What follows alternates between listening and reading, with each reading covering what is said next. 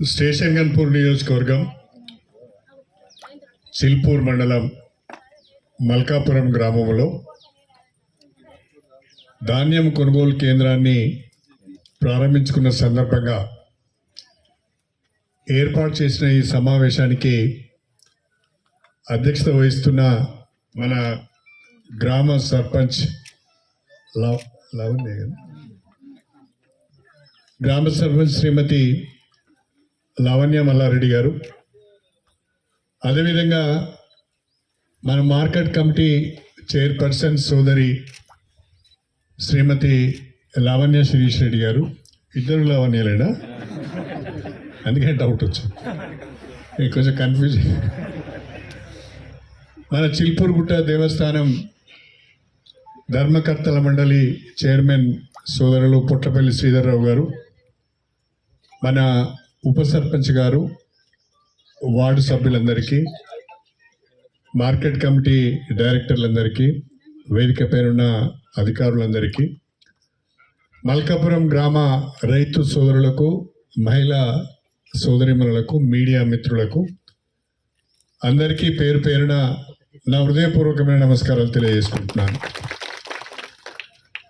మల్కాపూర్ గ్రామానికి ఒక ప్రత్యేకత ఉంది. మల్కాపురం గ్రామం రాజకీయ చైతన్యం ఉన్న గ్రామం.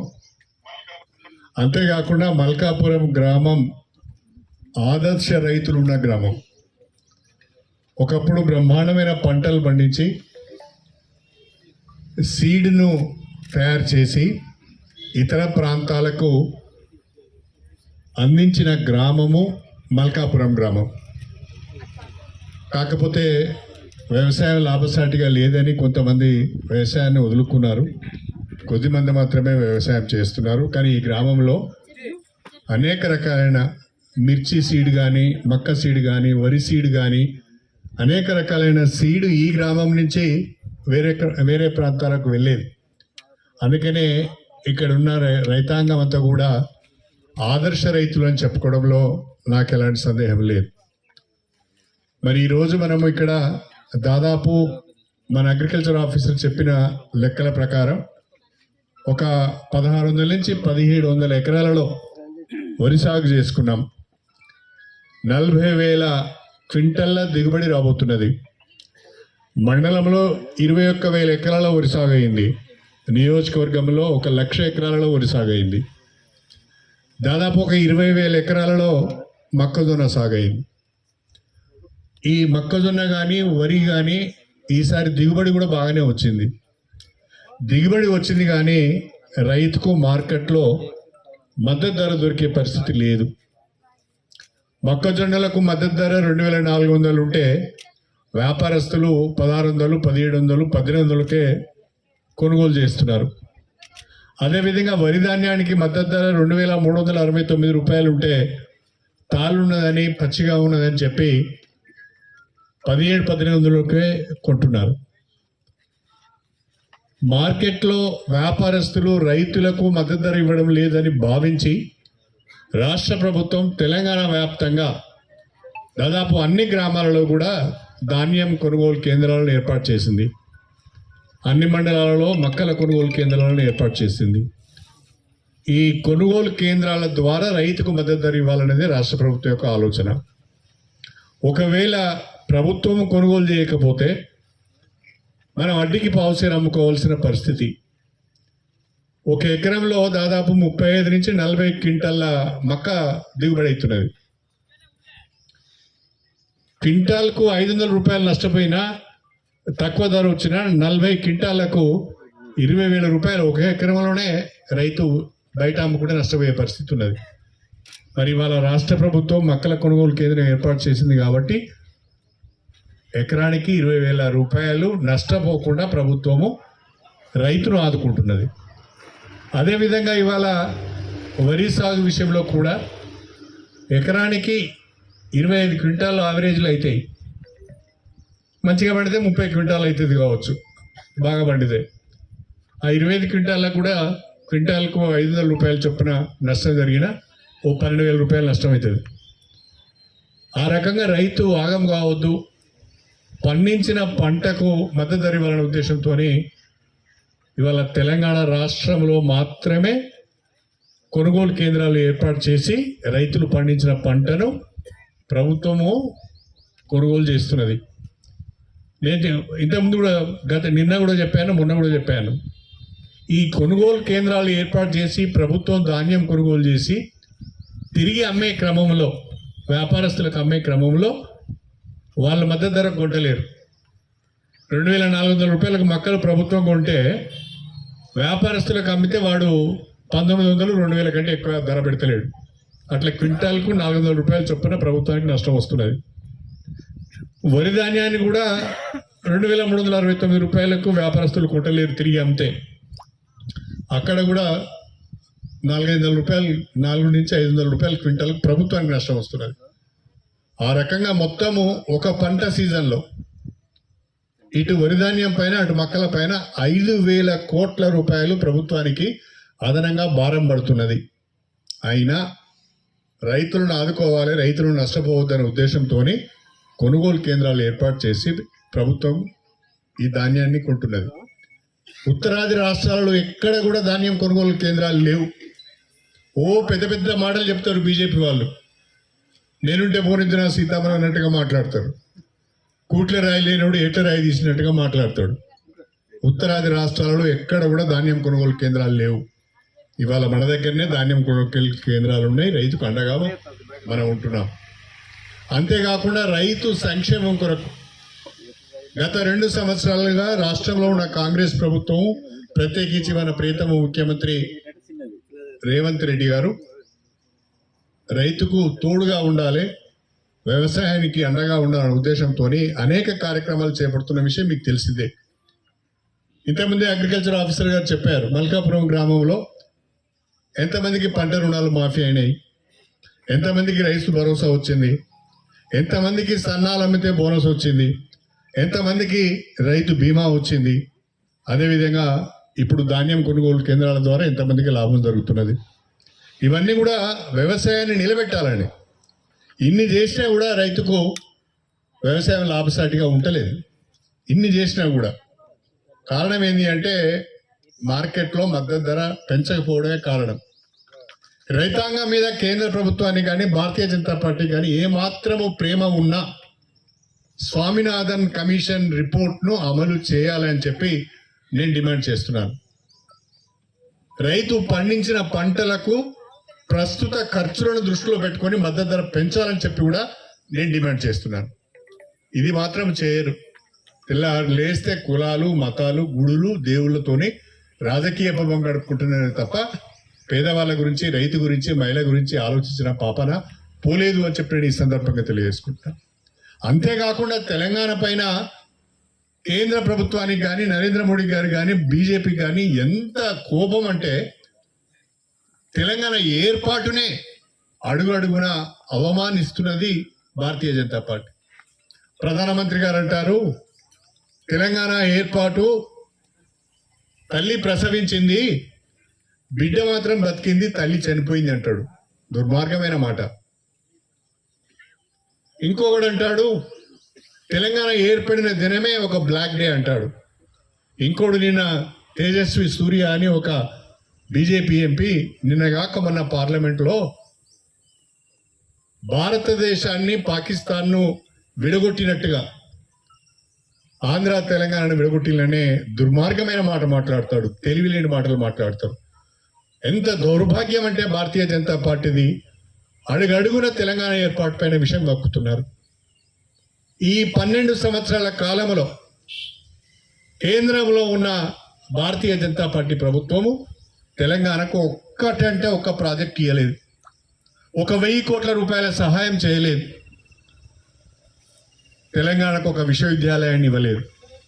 అడుగడుగున తెలంగాణ ఏర్పాటును అవమానపరుస్తూ, కించపరుస్తూ, తెలంగాణ ప్రజల సమైక్య పోరాటాలను అవమానపరుస్తూ మాట్లాడుతున్న తీరు నిజంగా కూడా బాధ అనిపిస్తున్నది. ఇక ఆయన ఉన్నాడు మంత్రి కిషన్ రెడ్డి, ఇంకో ఆయన ఉన్నాడు బండి సంజయ్. సోయి లేదు. వాళ్ళంత దారుణంగా మాట్లాడితే ఇది తప్పు అని చెప్పే పరిస్థితి లేదు. దీన్ని ప్రజలు గమనించాలని చెప్పి నేను కోరుతున్నాను. భారతీయ జనతా పార్టీ యొక్క నిజస్వరూపం తెలంగాణకు వ్యతిరేకమైన విధానం, తెలంగాణ అభివృద్ధిని అడ్డుకునే విధానం మాత్రము తోడ్పాటు అందించకపోవడమే భారతీయ జనతా పార్టీ విధానంగా మీరందరూ దయచేసి గమనించాలని చెప్పి నేను కోరుతున్నాను. అదేవిధంగా నిన్నగాక మొన్న మహిళా రిజర్వేషన్ బిల్లు పెట్టారు. ఎట్లాగైతే గ్రామ పంచాయతీ ఎన్నికలలో, స్థానిక సంస్థల ఎన్నికలలో మహిళలకు కూడా రిజర్వేషన్లు కల్పించామో అదేవిధంగా ఇక్కడ 50% కల్పించాము. చట్టసభలలో 33% రిజర్వేషన్ కల్పించాలని చెప్పి ఒక చట్టసభలో బిల్లు తీసుకొచ్చింది. దానికి చాలా తెలివిగా నియోజకవర్గాల పునర్విభజనను కూడా దానికి కలిపి, అదేవిధంగా కేంద్ర పాలిత ప్రాంతాలకు సంబంధించిన డీలిమిటేషన్ కూడా దానికి కలిపి 3 బిల్లులు కలిపి ఒక బిల్లుగా చేసి, ఈ బిల్లు ద్వారా డీలిమిటేషన్ కనుక జరిగితే దక్షిణాది రాష్ట్రాలకు నష్టం జరుగుతుంది, మా సీట్లు తగ్గిపోతాయి, మేము కుటుంబ నియంత్రణను పాటించి కాబట్టి అభివృద్ధి చెందిన రాష్ట్రాలు, కుటుంబ నియంత్రణను పాటించిన రాష్ట్రాలు జనాభా ప్రాతిపదికపైన నష్టపోయే అవకాశం ఉన్నది. కాబట్టి మీరు 2011 జనాభా లెక్కల ప్రకారము చేస్తా అంటున్నారు. కానీ ఈనాడు అన్ని రాజకీయ పార్టీలు ఒక మాట చెప్పినాయి, నిండు పార్లమెంట్లో అన్ని రాజకీయ పార్టీలు ఒక మాట చెప్పినాయి, మీరు డీలిమిటేషన్ను దీనితో కలపకుండా మహిళా బిల్లు మాత్రమే తీసుకురండి, 33% రిజర్వేషన్ కల్పించే విధంగా మీరు బిల్లును తీసుకువస్తే మేము భారతీయ జనతా పార్టీకి మహిళా బిల్లు పాస్ కావాలని లేదు. మహిళా బిల్లు పేరుతోని డీలిమిటేషన్ను పాస్ చేయించుకోవాలి, ఉత్తరాది రాష్ట్రాలలో సీట్లు పెంచుకోవాలి, భారతీయ జనతా పార్టీ బలాన్ని పెంచుకోవాలనే రాజకీయ కుట్ర మాత్రమే తప్ప మహిళా బిల్లు పాస్ కావాలి, వాళ్ళకి 33% రిజర్వేషన్ ఇవ్వాలనేది లేదు. నేను అడుగుతున్న నరేంద్ర మోడీ గారిని, భారతీయ జనతా పార్టీని, మహిళా బిల్లును ఎవరు అడ్డుకుంటున్నారు? మీరు మహిళా బిల్లును ఒక్కదాన్నే పార్లమెంట్లో ప్రవేశపెట్టండి, తప్పకుండా అన్ని రాజకీయ పార్టీలు ఏకగ్రీవంగా ఆ మహిళా బిల్లును సమర్థించే అవకాశం ఉన్నది, పాస్ చేసే అవకాశం ఉన్నది. భారతీయ జనతా పార్టీ అడుగడుగున ప్రతిదీ తన రాజకీయ ప్రయోజనాల దృష్టిలో పెట్టుకుని చేస్తున్నదే తప్ప పేద ప్రజలకు కానీ, మహిళలకు కానీ, రైతులకు కానీ, వాళ్ళ సంక్షేమం కొరకు కానీ పాటుపడే ప్రభుత్వం కాదు. దీన్ని మీరందరూ కూడా దయచేసి అర్థం చేసుకోవాల్సిందే కోరుతున్నాను. నేను ఎందుకు ఈ మాట మల్కాపూర్లో చెప్తున్నానంటే, మల్కాపూర్లో మీకు కొంత రాజకీయ చైతన్యం ఉన్నది, విషయాలను అర్థం చేసుకుంటారనే ఉద్దేశంతో నేను చెప్తున్నాను. అదేవిధంగా నేను ఎమ్మెల్యేగా మీ అందరి ఆశీర్వాదంతో ఎన్నికై 2 సంవత్సరాల 4 మాసాలు అయింది. ఈ 2 సంవత్సరాల 4 మాసాలలో మన నియోజకవర్గంలో రేవంత్ రెడ్డి గారి సారథ్యంలో దాదాపు 1400 కోట్ల రూపాయల నిధులు తీసుకువచ్చి ఇవాళ గ్రామాన అభివృద్ధి కార్యక్రమాలు చేసుకుంటున్నాం. కొంతమంది మాట్లాడుతున్నారు తట్టెడు మట్టి కూడా తీయలేదు అని. లేదు, మీరు ఇవాళ ఏ గ్రామానికైనా వెళ్ళండి, ఏ తండాకైనా వెళ్ళండి, ప్రతి గ్రామంలో, ప్రతి తండాలో ఇందిరమ్మ ఇళ్ల నిర్మాణం జరుగుతున్నది. ఆ గ్రామం యొక్క జనాభాను ఆధారంగా 5, 10, 15, 20, 30, 40, 50 ఇళ్ళు మనం ఇచ్చినాము. ఆ ఇళ్ల నిర్మాణం వేగంగా జరుగుతున్నది. ఇవాళ మన మల్కాపూర్లో కూడా మనం దాదాపుగా 40 ఇండ్లు మంజూరు చేసుకున్నాం. అందులో ఒక 42 ఇండ్లు మంజూరు ఇస్తే అందులో ఒక 5 ఇండ్లు కట్టుకుంటాం. ఈ 37 ఇళ్లకు ఇంటికి 5 లక్షల రూపాయల చొప్పున 1,85,00,000 రూపాయలు ఒక మల్కాపూర్ గ్రామానికే మనం ఇచ్చుకున్నాం. అదేవిధంగా ఇవాళ ప్రతి గ్రామంలో ఎస్డిఎఫ్ కింద కానీ, ఈజీఎస్ కింద కానీ, లేదా ఎస్సిపి కింద కానీ ప్రతి గ్రామంలో సిసి రోడ్ల నిర్మాణం జరుగుతున్నది, ప్రతి గ్రామంలో సైడ్ డ్రైన్ల నిర్మాణం జరుగుతున్నది. గ్రామ పంచాయతీ బిల్డింగ్స్, అంగన్వాడీ బిల్డింగ్స్, మహిళా సంస్థ ఇవన్నీ కూడా గ్రామాలలో నిర్మాణం జరుగుతున్నాయి. వీటితో పాటుగా బ్రహ్మాండంగా గన్పూర్ హెడ్ క్వార్టర్లో 100 బెడ్ హాస్పిటల్ నిర్మాణం అవుతున్నది, ఇంటిగ్రేటెడ్ ఆఫీస్ కాంప్లెక్స్ నిర్మాణం అవుతున్నది. మున్సిపాలిటీకి 50 కోట్ల రూపాయల నిధులు తెచ్చుకున్నాం, అక్కడ అభివృద్ధి పనులు జరుగుతున్నాయి. ఇవన్నీ ఈ సన్నాసులకు కనిపించడం లేదని నేను అడుగుతున్నా. తట్టెడు మట్టి దిగలేదంటారు, ఇవన్నీ మనం చేస్తున్న పనులు కదా. ఇవాళ ఒక్క మల్కాపూర్ రూపాయలతో ఇందిరమ్మ ఇల్లు ఇచ్చుకున్నాం. దాదాపు 62 లక్షల రూపాయల విలువైన సీసీ రోడ్లు వేసుకున్నాం, అవి నిర్మాణం పూర్తి చేసుకున్నాం. మా సోదరి లావాన్ని అడిగింది ఇప్పుడే సర్పంచ్ గారు, సార్ మాకు ₹1,00,00,000 కావాలని. 60 అయిపోయినాయి చెల్లెమ్మ, ఇంకా 40 ఇస్తా, ఇంకా 40 లక్షల రూపాయలు తప్పకుండా మల్కాపూర్ గ్రామానికి ఇస్తా, ఈ గ్రామాన్ని తప్పకుండా అభివృద్ధి చేస్తా. నేను మీ అందరినీ కోరేది ఒకటే, ప్రతిదీ రాజకీయం చేయొద్దు. అభివృద్ధి చేసే వాళ్ళను, పని చేసే వాళ్ళను ప్రోత్సహించాలి. రాజకీయంగా కావాలని ఏదో ఒకటి మాట్లాడితే అది మంచి పద్ధతి కాదు. అన్నిటికంటే మించి ఇవాళ గండి రామారం లిఫ్ట్ 1 పనులను నేను మొన్ననే అందరితో కలిసి సర్పంచ్లతో కలిసి సమీక్ష చేయడం జరిగింది.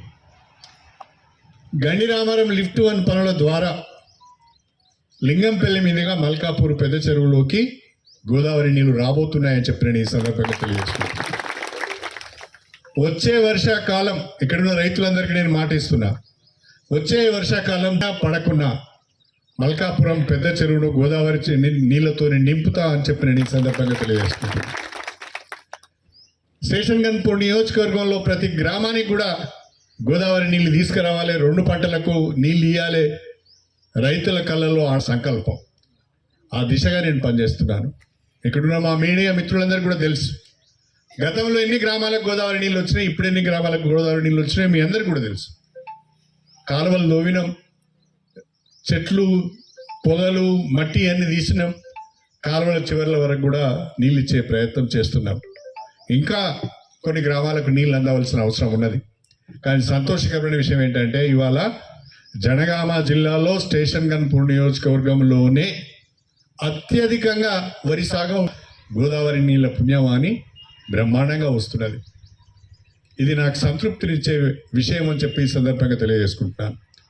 అడుగుతాడు ఎవడన్నా ఏం చేసినామని, ఏం చేసినామంటే కాలువలు తీసినా గోదావరి నీళ్లు మీ పంట పొలాలకు తీసుకొచ్చినా అని చెప్పి నేను ఈ సందర్భంగా తెలియజేస్తున్నాను.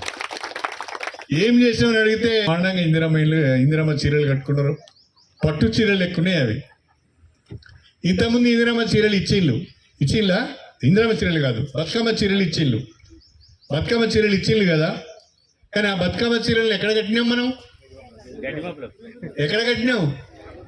చేనులల్లో కట్టినావు. ఎందుకు కట్టినావు చేనులల్లా? పిట్టలు బెదిరిపోవాలని, నక్కలు కుక్కలు రావద్దని చెప్పి మనం చేనులలో ఇందిరమ్మ చీరలు కట్టుకున్నారు. ఎంత బాగున్నాయి అంటే కాంగ్రెస్ ప్రభుత్వం చేసే ప్రతి పని కూడా ప్రజలకు ఉపయోగపడే విధంగానే చేస్తాం. డ్రామాలు చేయం.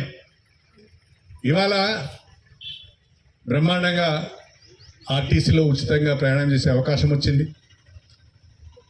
200 యూనిట్ల వరకు ఇంటికి కరెంటు కాల్చుకుంటే ఉచిత కరెంటు. మన గ్రామంలో 200 యూనిట్ల లోపు కరెంటు కాల్చుకుంటూ 0 బిల్స్ వస్తున్న వాళ్ళు ఒకసారి చేయలేత్తండి. 0 బిల్లు వస్తున్న వాళ్ళు, కరెంటు బిల్లు కట్టని వాళ్ళు చేతులెత్తండి. నువ్వు కడుతున్నావా అమ్మా? నువ్వు కడుతున్నావా? నువ్వే అక్కడ గామే నువ్వే తలలో పూలు ఉన్నాయి, నువ్వు కడుతున్నావా? మరి దాదాపుగా అందరికి కూడా ఇక్కడ అందరికి కూడా ఉచితంగా ఇంటికి కూడా కరెంట్ వస్తున్నది. అదేవిధంగా మన ఊళ్ళో మన ప్రభుత్వం వచ్చిన తర్వాత కడుపు నిండా అన్నం పెట్టాలనే ఉద్దేశంతో సన్నబియ్యం ఇస్తున్నారు. ఎంతమందికి సన్నబియ్యం వస్తున్నాయి ఒకసారి చేతులు ఎత్తండి. అంటే ఈ మీడియా వాళ్ళు తింటలేరా? మీరు సన్నబియ్యం మేము చేయి తింటలేరా? మరి చేతులు ఎత్తరేంది? మీరు వేరా? మీరు ప్రజల్లో కాదా? లేరా? భాగస్వాములు కారా? బ్రహ్మాండంగా అగో లావణ్య గారు చెప్తున్నారు 99% కడుపు నిండా అన్నం తింటున్నాం. ఉచిత విద్యుత్ వచ్చింది, సన్నబియ్యం వచ్చింది, ఇందిరమ్మ ఇండ్లు వచ్చినాయి, ఆర్టీసీ బస్సులలో ఉచితంగా ప్రయాణం చేసే అవకాశం వచ్చింది. ఒకడు అంటాడు, ఆడవాళ్లకు బస్సులలో ప్రయాణం చేయమని అవకాశం ఇస్తే కొట్టుకుంటాళ్ళు శిఖర్ అనుకుంటున్నామంటే, ఆడవాళ్లకు బస్సులలో ఉచితంగా ప్రయాణం చేసే అవకాశం ఇస్తే తల్లిగారింటికి పోతాను, బిడ్డల ఇళ్ళకి పోతాను, చుట్టాల ఇళ్ళకి పోతాను, దేవుని దగ్గరికి పోతాను, షాపుకు పోతాను, బట్టలు కొనుక్కుంటాను, ఇంటికి కావాల్సిన కూరగాయలు తెచ్చుకుంటాను, మార్కెట్కి పోయి ఇంటికి కావాల్సిన పప్పులు ఉప్పులు తెచ్చుకుంటాను. తప్ప వానికి గిట్టుతలేదు అసలే.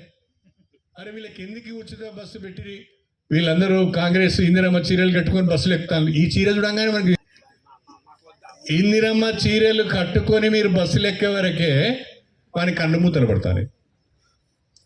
గంత దారుణంగా ఉన్నారు కొంతమంది. ఇవాళ ఈ ప్రభుత్వం, ప్రత్యేకించి కాంగ్రెస్ ప్రభుత్వం, పేద వర్గాల సంక్షేమం కొరకు, మహిళా సంక్షేమం కొరకు, రైతు సంక్షేమం కొరకు 8 లక్షల కోట్ల రూపాయల అప్పు నెత్తి మీద ఉన్నా కూడా ఒక సంక్షేమ పథకాన్ని కూడా ఆపకుండా ముందుకు తీసుకువెళ్తున్న ప్రభుత్వం ఈ ప్రభుత్వం. ఈ ప్రభుత్వాన్ని మీరు నిండు మనసుతో ఆశీర్వదించాలని చెప్పి నేను కోరుతున్నా. నడుపుతున్న చెల్లెమ్మలందరికీ నాదొక విజ్ఞప్తి. మీరు ఇక్కడ షెడ్ వేసుకున్నారు, బాగుంది. ఎండాకాలం నీళ్లు మాత్రం సమృద్ధిగా పెట్టండి. వచ్చిన వాళ్ళు రైతులు ఇట్లా తాగిపోయటానికి ఒక వాచ్మెన్ పెట్టుకోండి. అట్నే ఒక కరెంటు మన సప్లై కూడా ఒక 3-4 లైట్లు కూడా ఇక్కడ ఏర్పాటు చేయండి. డిపిఎం గారు, ఏపీఎం గారు మన సెంటర్లో ఏ రకమైన ఇబ్బంది కలగకుండా వెంటనే రేపటి నుంచే వేయింగ్ స్టార్ట్ చేసి వచ్చినట్టుగా లారీలలో వే చేసి పంపించండి. ఆలస్యం కావద్దు.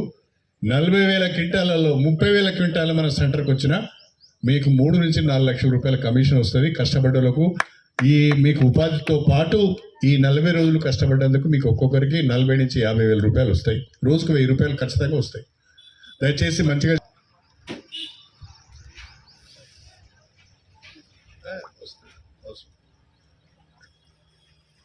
ఈరోజు